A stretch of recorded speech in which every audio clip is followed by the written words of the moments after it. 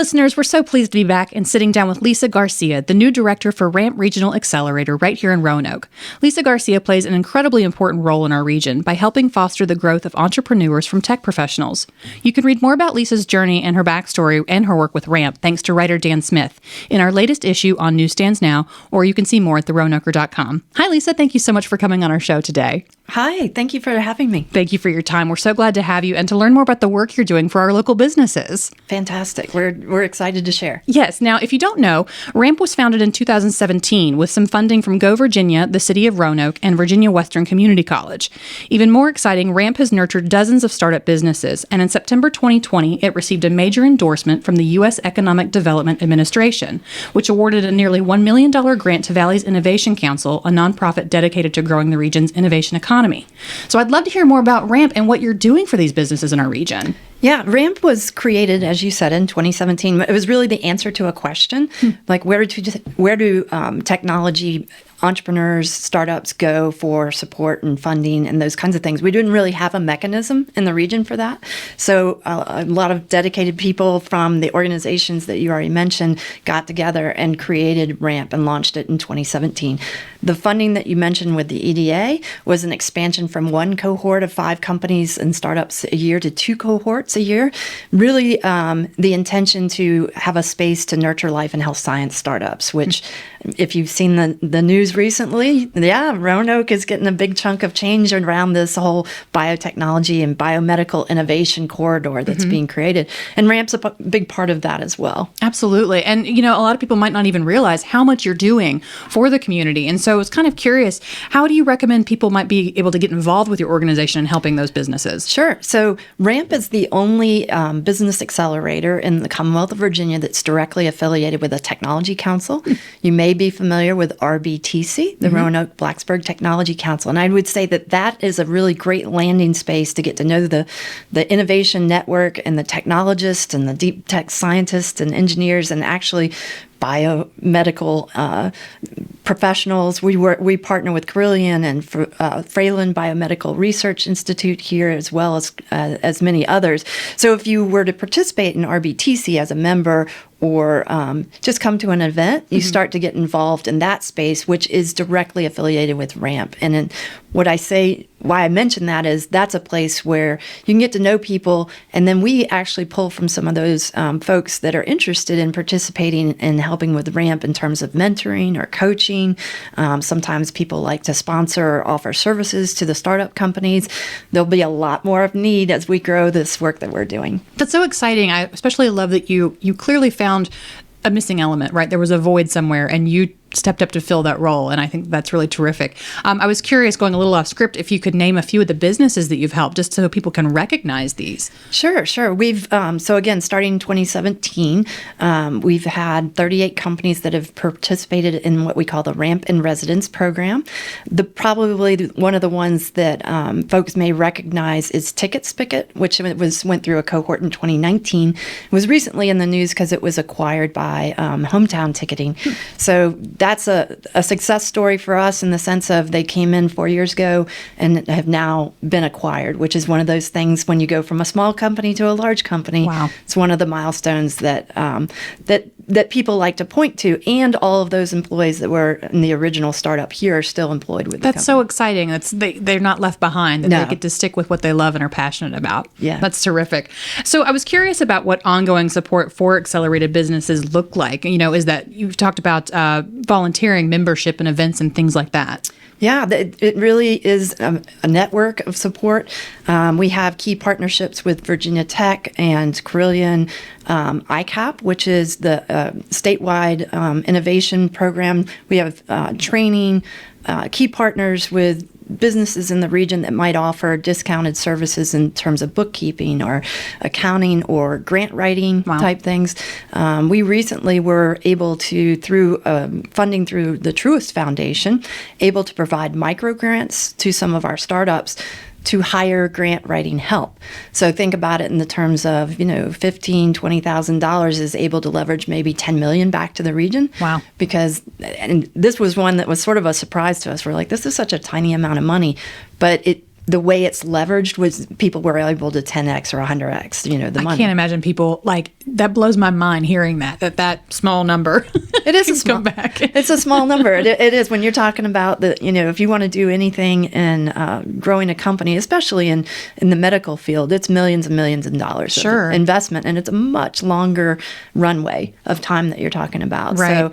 So the biggest non-equity funder in the world is the federal government, the U.S. federal government. So applying for those funds is something we hope to get everybody in the region as much as possible skilled up to do, and just be really great at bringing those millions of dollars here. It's so amazing what you're doing for entrepreneurs and startup businesses, because all those moving pieces, if you're new to this, how do you even know where to start? Yeah, and I think that's one of the things we hope to be, is more like a sort of like a trail guide in the sense, right? I'm gonna lean into our to our outdoors things that that's we good. like. We're talking about outdoors in the March-April issue too. So I know. That's good. But I think about it as a trail guide. I mean, there's a lot of paths that you could take, and if all you have to do is go to do one Google search and realize, man, I'm overwhelmed. Right. So we have a lot of people in the region that are willing to share their lived experience in this space and say, hey, this is the path to take. These are the people to talk to, and it really just winnows down that enormous, overwhelming list of resources down to things that apply to you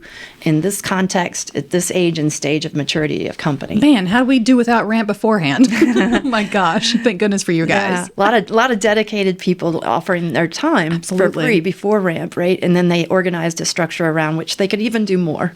And I love the mentorship process. I think that's so important, because how do you learn if somebody's not there to kind of guide you? And it's even more gracious that they're willing to share their experiences with somebody else. I mean, to a person, I've been impressed by the hospitality, the generosity, Southern hospitality. Yeah, no surprise, right here in Roanoke. Yeah, but it really has been gratifying and inspiring at some level to see people that they make a lot of money on an hourly rate when they're at their day jobs, and then they're willing to give away that time and that expertise to help grow our region in a really meaningful way. Yeah, absolutely. That's so great. Thank you for all you and your team are doing. I mean, that's really incredible work. You're also going to learn a little bit about Lisa's backstory in our feature in March, April that Dan wrote. And so we were talking about, you came from a journalist background. I did. And so if you don't mind, sort of how did you end up in this position of director of RAMP from your background? Yeah, so it really was about one door opening into a new opportunity and another opportunity and another opportunity. My father actually went to UVA. He was an electrical engineer. I grew up making technology projects with him. Really loved science and technology. I moved from journalism into another opportunity working with a financial planner.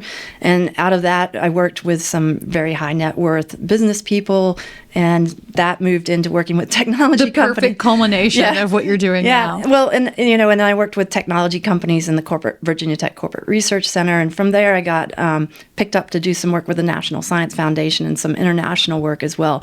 The through line, which everybody in this room will understand that's in journalism, was really a lifelong curiosity, asking good questions, and then helping people ask really good questions so they could identify who are their best first customers, what kinds of research should they be approaching, which kind of research questions. Because again, if you can winnow that field down to something that people are interested in and willing to invest in, then you are much, much, much more able to de-risk the opportunities. And that's so important, because sometimes you don't even know what questions to ask, but with you helping them, I mean, that's really key. Yeah, so we really push, teach and preach discovery interviews, going out to talking to people that you don't know, but you expect that your products or services might impact. And people always come back with information that changes their business model, changes the way they approach things. That's so cool. I love it. How inspiring is that? That's great. Speaking of inspiring, obviously this role that you're in is a huge leadership role. I mean, you're really forging a path, like you said. I mean, this isn't something that's existed here. You're really sort of figuring it all out, and helping other businesses. And so I was curious, from your role in a leadership position, what do you think is your best advice for women who are seeking other leadership positions, whether in your industry or others? Yeah, I would say to stay curious. One of the things I like to say when I'm doing any sort of classes or opportunities for training or talking to folks is, think of yourself coming into a situation, even like today, and I want you to be 5 to 10% more curious than you normally would be. For the last facilitation I did, for some people, that's 110% of curiosity. Some it's 25%, sure. right? Yeah.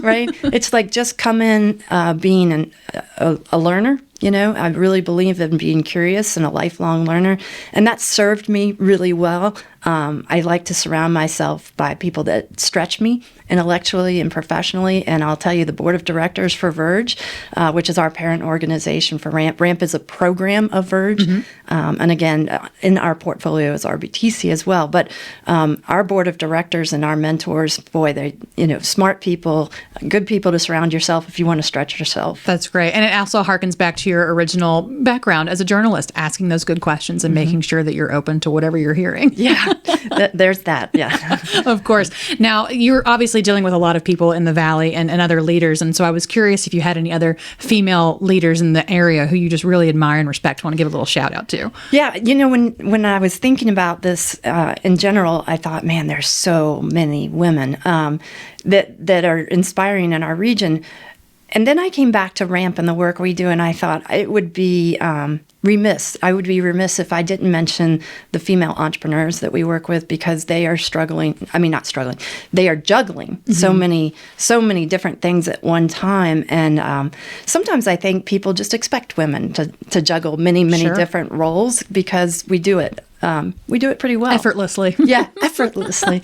But we really do. We have some amazing entrepreneurs. Jessica Gilberti was in our last cohort with Quinteros, both, invented a biologic that is now going to change the way we heal and live in the future. I'm really excited about the work she's doing.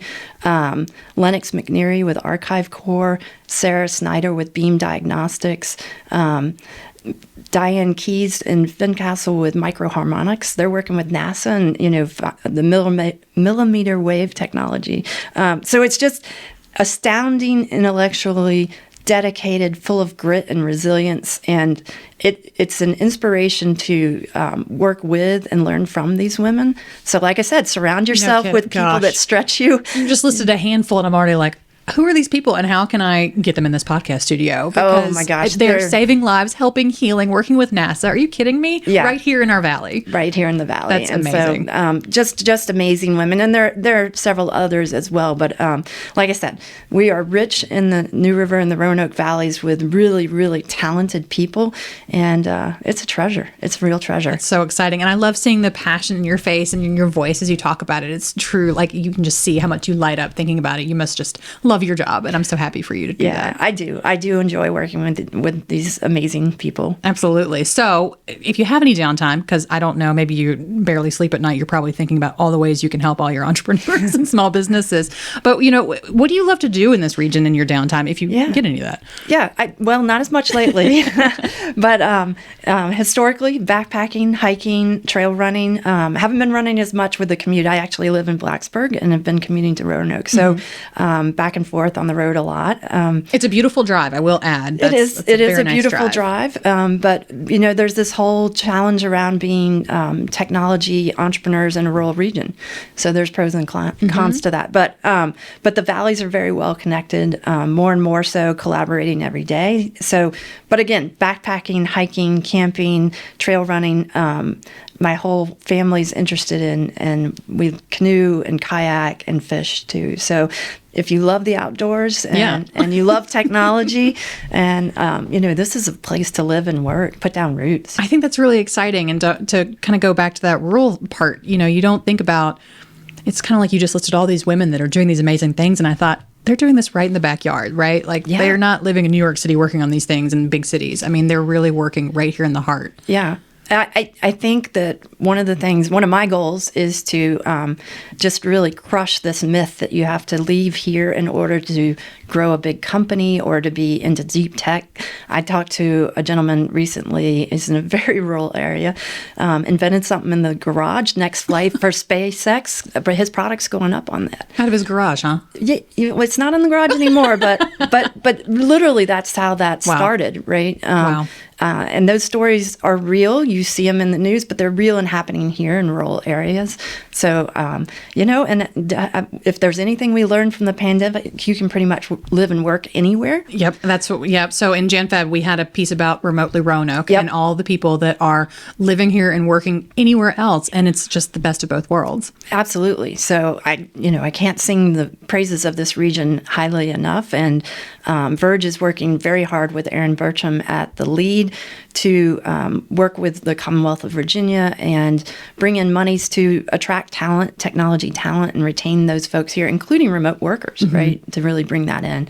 And then collaborating with all the educational institutions around our region. So we really, it's just exciting to see all those people coming together with a single-minded focus of growing the region, supporting technology, biotechnology, really enjoying the work we do here. That's fantastic. And it makes me happy that it makes you happy. Clearly, that's very exciting. Is there anything else you'd like to add about RAMP or how people can give back or volunteer? Yeah, just that if you're interested if you're a technology startup, in the Roanoke or New River Valleys or Central Virginia, all the way out to Lynchburg and those areas, be in touch.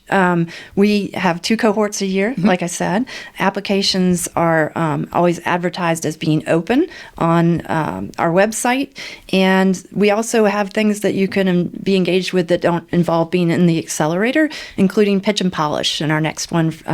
Those are opportunities to, in a virtual setting or an in-person setting, to pitch your business idea in front of some of those great mentors and coaches we talked about before and get some real feedback and next connections or next steps. So, like I said, just go ahead and get involved. There's lots of opportunities to do that. And I hope to see folks at the next Beer and Biotech or the next Tech and Toast, which is March 9th in the morning. So that's Meld Manufacturing, one of the really cutting edge technologies in the New River Valley, based out of Christiansburg. The CEO will be speaking at that event. So lots going on, lots of ways to get involved. Excellent. And your website, ramprb.com, that Absolutely. is where you can go find more information. Again, that's ramprb.com. So make sure to learn more about that. Thank you so very much, Lisa. We can't just express our gratitude having you on here Well, today. thank you for having me. It's been a great pleasure. Absolutely. Thank you again to RAMP Regional Accelerator Director Lisa Garcia for being on the Roanoke Presents From Print to Podcast, and for all she and the organization are doing to help local businesses and entrepreneurs. And of course to Lisa for inspiring other women leaders in our region. Be sure to learn more about RAMP Regional Accelerator at their website, ramprb.com, and see more from leading lady Lisa Garcia in our March-April women's issue on newsstands now or at theroanoker.com.